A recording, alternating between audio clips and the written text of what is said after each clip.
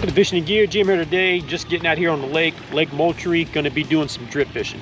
So we're kind of getting into the summer pattern. If you're going to come to Santee and fish Lake Moultrie for the first time in the summer, you're kind of thinking where to start. Where should I start out here on this massive lake? I would start near the channels, the main channel or sub channel on the lake, and just kind of look for bait fish, look for marks in your fish finder, and kind of go from there. So let me show you exactly what I'm talking about, how we're going to start today's trip off. So we're just pulling in. I'm still in the main channel right here. I can already see some fish and stuff here on the bottom. And I've got some a little island here. Well, it's a submerged island. You can see us. We're sitting at about 35 foot here. That's 5 foot on the top of that. So what we're probably going to do is run the side of that. The waves are permitting for us to do it today. So what I'm going to do, before I run it, I'm gonna pull up to it, slow down a little bit, and just kind of cruise through and look at the area. I'm already seeing some really nice marks in the channel before I even get on this. But we're gonna look to see if there's any fish up on these ledges around this island, submerged island. And if so, we're gonna put some lines in the water and drag it. So let's get a little bit closer and take a look. Okay, you can see we're starting to come up the hill, starting to come up out of the channel. And right on the edge here, marking a couple of fish right on the slope. And you can see it's a pretty significant drop down into that channel. I mean, it went from about 35 feet to about 15, 16 feet. So it gets shallower as we get on the edge of this island. But what I think I'm going to do is run right down the edge of it. Now, I'm not seeing a lot of marks, not enough to make me want to try to run it. So what we may do is we may get off the side of it a little bit, see how that looks, and then maybe take a pass. Okay, you can see we're more off the side of it. Definitely looks a lot better. Already getting a real nice mark there. Getting some nice marks here. I think we're going to turn the boat back around to the edge of it, edge of the channel wall, and run it up.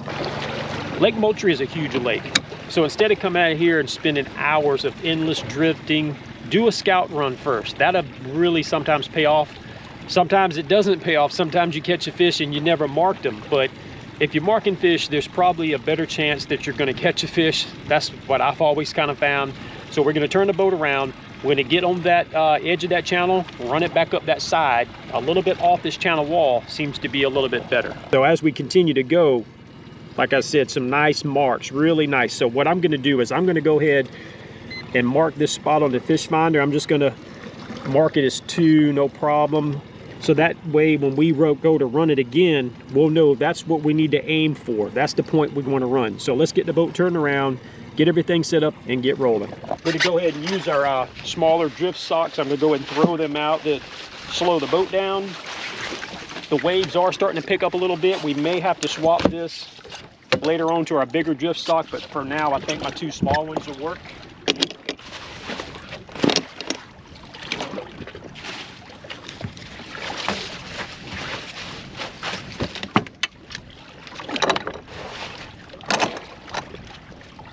Now what I did was I went off that line that we marked those fish a pretty good little significant way. That way will give us time to get the boat, you know, set up straight, everything we need to do so we can make sure we got all our lines in the water when we hit that mark. So got the drift socks out.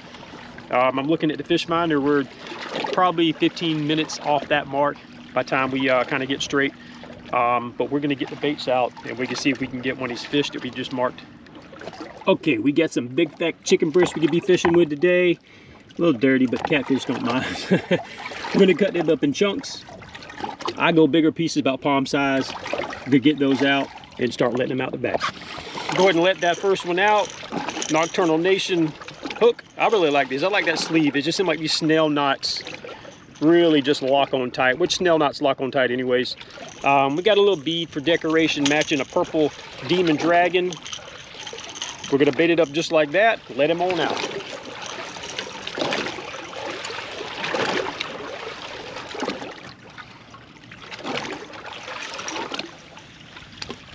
Make sure you cast past your drift socks.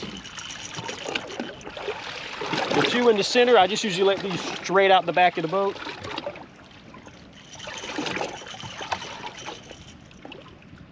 Same setup on this one. Ambassador C3 Catfish Special. I've had these about a year. I'd say it's the best reel I've ever used. I think I had some pins, some of the cheaper pins. I really like these things. They are super smooth, super slick. Paired up with some Andy Monster. This is 40. And then we've got Andy leader line as well, which is 80. So we're using the Santee drift rig. That's a 1.5 Santee Drifters drift sinker. I sell those. You can check those out at santeedrifters.com. You can get this whole rig, basically. I sell it on Santee Drifters, everything but the leader line. And we may get into that later on. You can get your Demon Dragon, your hook, your swivels, your quick clip, all that. I sell it one place. Check it out. Or not, I'm not gonna get mad either way. Normally what I'll do is these two center rods right here, I'll let one out further than the other. And the reason I do that is they're dragging pretty close to each other.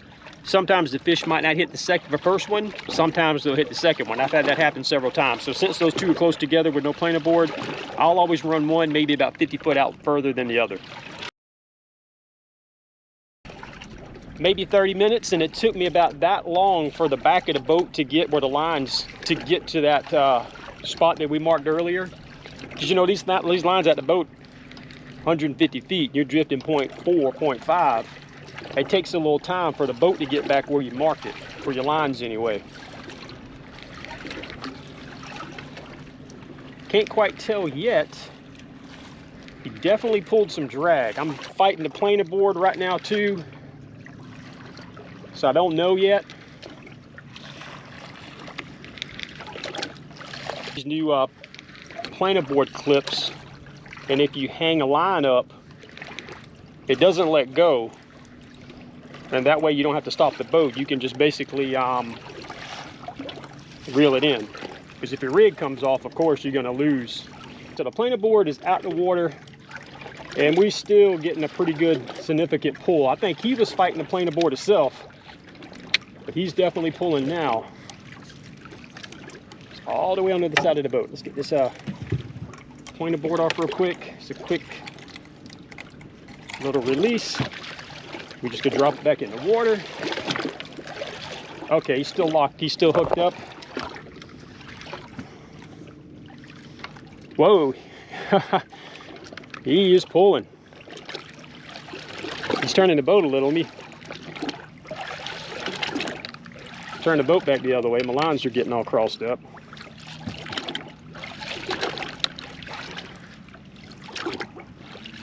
He comes up and he's a little fish. Don't be mad at me, y'all. Because that's how it is sometimes. He's got this line. I'm going to try to get out of all these lines. He is going all the way over here. So let me see if I can just get him clear of everything. And just pull him right through here like this.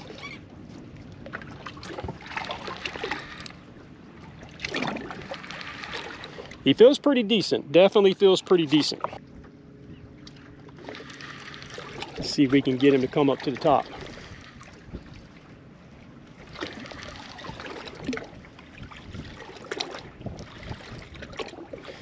He started all the way on the other side of the boat and come all the way across. Yeah, this is a good fish right here, I think. Oh yeah, that's a good fish. Whoa. Yeah, he ain't quite ready yet. He decided he wanted to swim a little bit more. Okay. We're gonna get the net in our hand. Get an opportunity to get him up, but he ain't done yet. He's still fighting pretty good. He looks like he's hooked right in the corner of the mouth. Try to get the net under him, let him swim in it. Yep, swim back out. That worked for a second, but he come back out. Come on, buddy.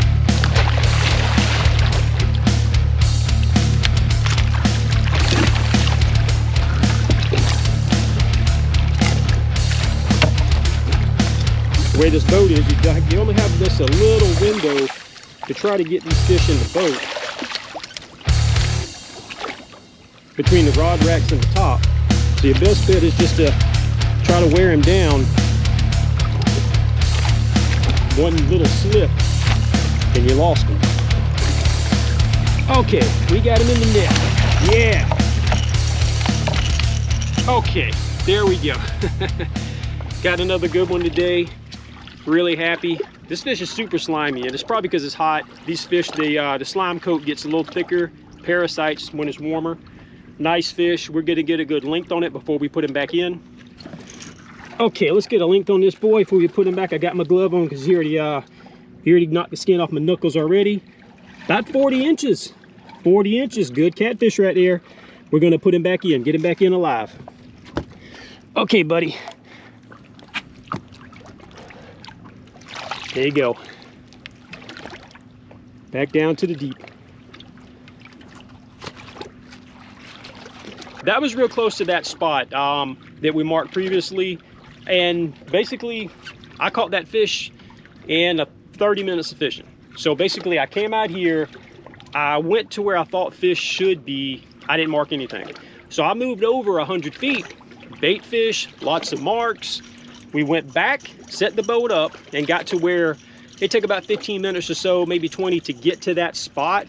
Get yourself lined up good. Go back far enough to where you've got enough time to get everything set up. Just don't fish right on it.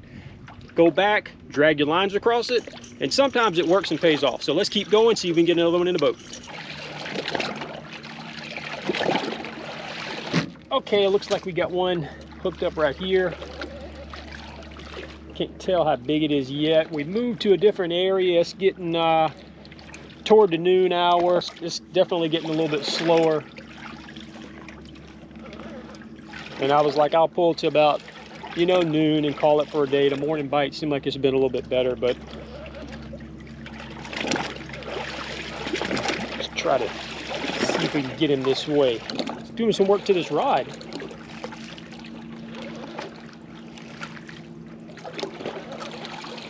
Don't feel bad at all.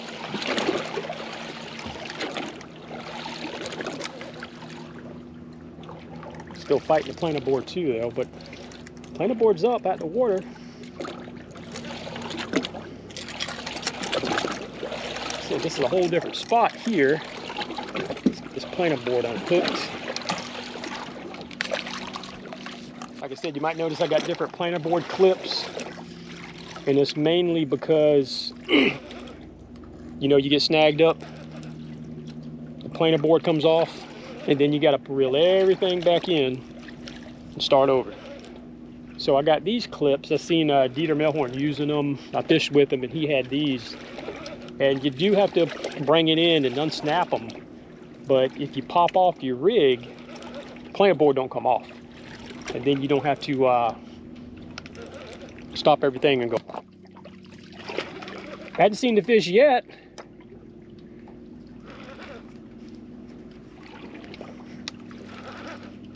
Okay, I can see some flashes. It looks pretty good.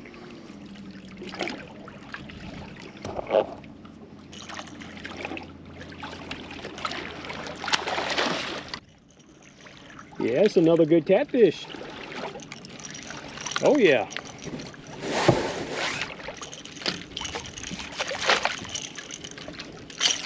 Shoot yeah.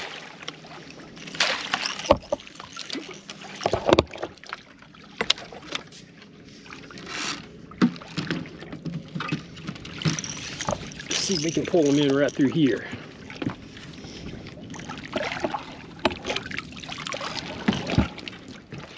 Okay, there he is, another nice one. I don't think it's as big as the first one, but still, I think a great catfish. We will get a length on this one before we put him back in. Another male. You can see top fin there all chewed up. They've been in it, you know, down there about to kill each other, trying to spawn. So let's get a length on him. Okay, let's get him back in. There he goes. I think we're going to go ahead and sign off on this one. I think it was a great day. We used some tactics that worked for us in the past, and they worked again today. We came out here and just scouted just really quick. It didn't take long. First place I went, I just didn't see much going on, so I just basically shifted over maybe 50 foot and then just started seeing fish. So if you think you know where the fish are at and they're not in that exact spot, just shift side to side a little bit. Sometimes 50 foot over makes a world of difference. So we fished the first place, and I think we picked up 3 fish off of that one, 2 little ones, you know. But then we fished a whole different area and did the same thing, and then picked up that last fish that was about 35 inches long. So the 2 bigger fish was near schools of bait fish. So right now during the summer, these bigger fish, they're looking for bait. You know, if you can mark some schools of fish, more than likely there's a big catfish hanging around. So we're gonna say that's it for this one. Next episode of Fishing and Gear, we out.